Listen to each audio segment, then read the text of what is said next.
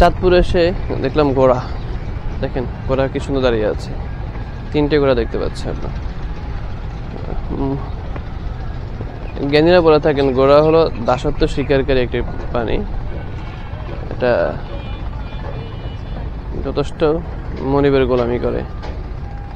দেখেন ঘোড়া কি সুন্দর দাঁড়িয়ে আছে, এক পাও নাড়াচাড়া করছে না। আমি বেশ কিছুক্ষণ আগে থেকে খেয়াল করছি যে ঘোড়া নাড়াচাড়া করছে না, এক জায়গায় দাঁড়িয়ে আছে। দেখেন এদেরকে যেভাবে দেখছি ঠিক সেভাবে দাঁড়িয়ে আছে, নাড়াচাড়া করছে না। আমি চতুর্দিক থেকে ঘুরছি, এরপরে একটু ভিডিও করার পূর্বে একটু হুই হাই করলাম, কোনো নাড়াচাড়া করছে না, শব্দ করছে না।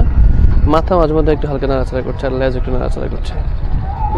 অনেকে হয়তো ঘোড়ার কাছ থেকে দেখেছে, আমি খুব কাছ থেকে ঘোড়া কমে দেখেছি, এবারে প্রথম। আরেকবার দেখেছি ঘোড়া ধরেছি, বাট এবার কাছ থেকে ঘোড়া দেখার সৌভাগ্য হয়েছে।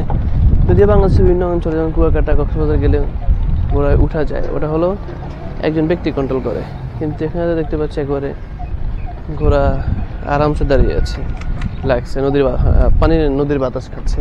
এখানে প্রচুর বাতাস আসছে, নদীর সুন্দর বাতাস আসছে, ঠিক আছে। আর চতুর্দিকে নৌকা আছে, ভরপুর নৌকা, নদীর এই পার থেকে ওই পারে যাওয়া যায়। স্পিড বোর্ড দেখতে পাচ্ছি। আমি ঘোড়াকে দেখার কাছে খুব ভালোই লেগেছে, এই জন্য আপনাদের সাথে শেয়ার করলাম। আশা করি ভালো থাকবেন। মহান রব সকলকে সুস্থ দান করুন, আমিন। আসসালামু আলাইকুম ওয়া রাহমাতুল্লাহি ওয়া বারাকাতুহু।